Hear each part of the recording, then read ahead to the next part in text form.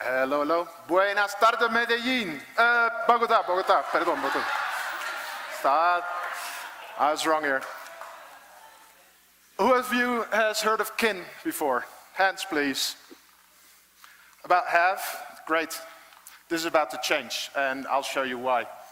I'm B, I'm the CDO of the Kin Foundation. I'm here with my coworkers, Alex and Sam. We're working on a project called Kinetic, and that's what I'm going to show you today. But first I'm going to give a brief introduction about what is Kin. Then we're going to talk about Kinetic, and I'll give you a demo. But first things. So Kin, for those of you that don't know, is a cryptocurrency that's been around for about 4 or 5 years. And it's launched by the Kik team that built the Kik Messenger. And their idea was to build an in-app cryptocurrency that you can leverage to monetize your app without having to sell your soul to Google or Facebook, or rather the soul of your users or their attention. Kin was one of the first tokens that migrated to Solana back in December 2020. I bet most of you haven't heard of Solana around that time, me included. And we're one of the OG tokens and one of the largest. As said, it's a cryptocurrency for in-app payments, and there's an ecosystem of 50 apps where you can spend Kin in one app and earn it in another. Besides that, the Kin rewards the developers for their economic activity.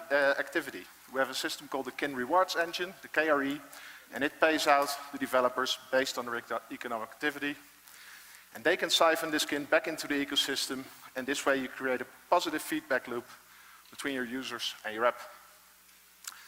Our main focus are non-crypto savvy users and developers. So you don't have to be a Web3 dev to know how to integrate Kin. And this is something we really believe in. And as well, these developers in turn build experience for normal people, I would say, not the few developers and people that are here.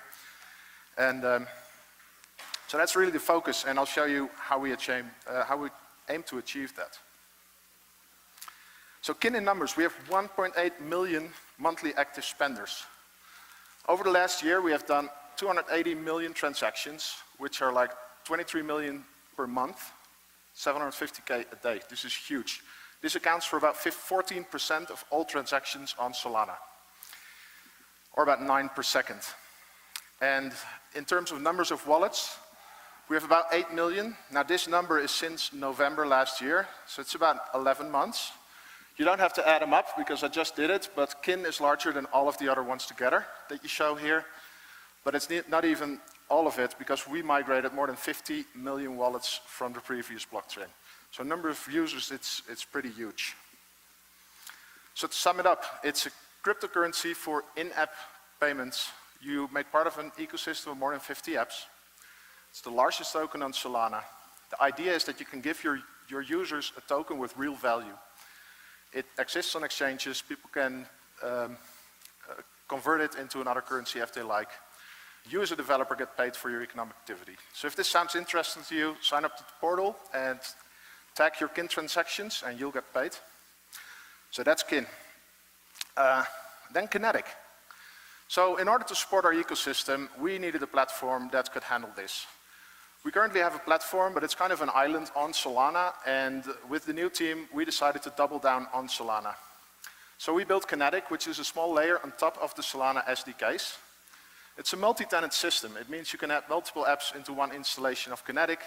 It supports multiple clusters, multiple mints, and you can basically mix and match. And we really focus on making onboarding of users easy. So you can onboard your users without having to need the need of any SOL in their wallets, and this works by doing remote fee paying. Now, in order to not open up a sink for the whole world to use, we have some security in place so you can actually limit which transactions you want to pay and which you won't. I'll show that in the demo. And what we're building follows the Kinetic SDK standard. Now, most of you have most likely worked with Solana SDKs, and what I'm about to show you might seem familiar, but building a Solana transaction, an SPL transaction, is actually a pretty complex thing. It's not complex per se, but you have to know a lot of things.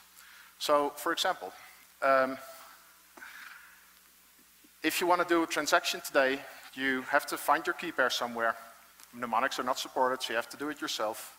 You need to convert your mint key and your fee payer key, get associated token account addresses. Then you need to build the instruction with a bunch of variables, and then actually the transaction. And we think this is way too much mental overhead for a developer. So we figured out what is everything that we can take away, and we ended up with the Kinetic way. The thing you see on the right does all the things you see here on the left, and more, because it actually handles sending it to the API and going. So we really like our developers to think in terms of making a transfer, specify the amount and the destination, feed in the owner key pair, and that's it. And we do this across 6 different platforms. So what you see here on the top level is TypeScript. Who knows which language is down here? Who sees it? Come on, guys, girls. Dart. Okay, great. Everybody knew it. But you can see, like, if you can do it in TypeScript, you can do it in Dart. And this is what we provide across 6 different languages and counting. So we have Android and iOS for a pure native experience. We have Dart if you want to build multi-platform apps without doing the native stuff. We have Python for backend developers. It's one of our most used SDKs to date. We recently introduced a Unity SDK. We really believe that gaming and in-app payments are going to be huge, so we really want to provide a great experience for that. And then last but not least is a Kinetic Bubble plugin. Bubble is a no-code platform, so now you can just drag and drop your app together, add in-app payments, wallets, and it all works how you expect. So we really try to aim at people that are not into the developer zone, not even. They might not even be Web 2 developers. Just computer-savvy people should be able to build with Kin. So let's look at a demo here. So what I got here is one of our demo apps. It uses the Web SDK. And what you see here is the command that I use under the hood. And then I execute the command, and you see the result coming there. So we can create a key pair, nothing out of the ordinary here. You can show them mnemonic. And then we're actually creating an account. Now what this does, it sends the account to the backend, so we can actually see it. Here in the backend I got one of my apps, and if I go to transactions, you see that this transaction just made, it's now being confirmed, and it should be finalized in a couple of seconds. And then this is a tool that we really find useful for app developers if you want to look at your ecosystem and see how your app is behaving. So you can see, you can look at this transaction, you see how much time took each step. You get detailed informations, you get verifications, webhooks, you get user agent and IP address, so you can block bad actors, etc. And top of the line, we'll send you the complete Solana transaction, so if you want to ever analyze it or look at what happened, this is all you need. Now let's get back to the demo. We'll get balance. It will be 0 because I just created the account. So let's airdrop some Kin. And while that's happening, I'm going to take another brief look at this manager. So, as I said, we handle remote fee paying. So there's a system where you can keep your hot wallets and manage them. If you like, you can create new hot wallets and assign several mints to them. So as you see, I now only have the Kin mint here. So when I go to the settings of this environment, I go to mints, and I see I have USDC. So I'll enable USDC.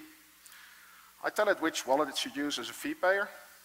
And there you go. I now enabled USDC for my app. Now, because your app is most likely pretty dynamic, we didn't like you to hard code this kind of stuff. So if you initialize a Kinetic SDK, it will provide you all of this information for you just to consume. So you don't need to think about any of these once you set it up. Looks like the airdrop worked. So let's make a transfer. This is one of the last things that we can try. Here again, we make the transfer, it appears here, and it will be tracked.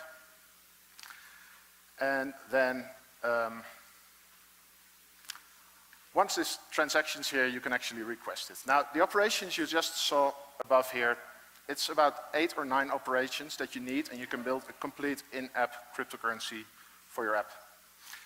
And we think this is pretty amazing. What do you think? Yes. Okay, good. So, one thing I wanted to show you, so initializing the SDK, you get an object back. We're all used to reading JSON, so I didn't bother doing this fancy stuff, but here you can see Kin. I added USDC, and it basically gives you all the information to do, including like images, which is the fee payer. You can configure airdrop, all of that good stuff. So yeah, that's about it for Kinetic. A few more things I want to highlight. We have access control in place, so you can block bad actors based on their IP address, or other way around, if you have a backend that you want to use this stuff, you can just only allow your server IPs and then run it that way. And we do the same thing for user agents. So you can only target specific users or block bad versions or old versions. And then last but not least, the thing I want to show you is webhook support. So this is what I mentioned briefly in the start. If you make a transaction, you might want to inspect it and decide if you want to let it go. For instance, if you don't recognize the public key, if it's not the public key of one of your users, you might just not want to do this transaction and block it. That way people can't drain your hot wallet. These are things we didn't think of just on a whim. These are things we've learned by working with a large ecosystem.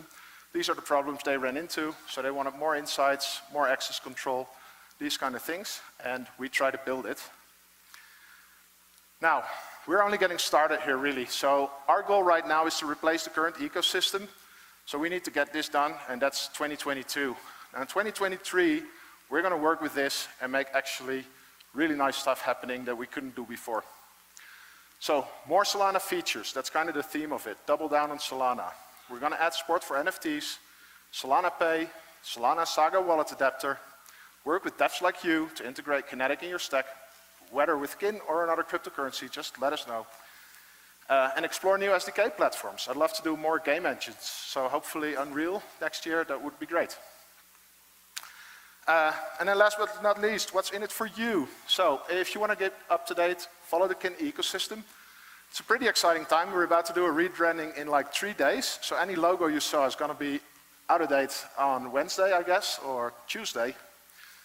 Give us a star at Kinetic, the Kinetic repo. Check our docs, sign up to Portal, come talk with us, ask questions. And a mention to my friends from the heavy duty team. Go ahead and do the heavy duty challenge because I want to ride with you on this Chiva in the end of the day. Thank you all very much for your attention. This was it. Hope to see you soon.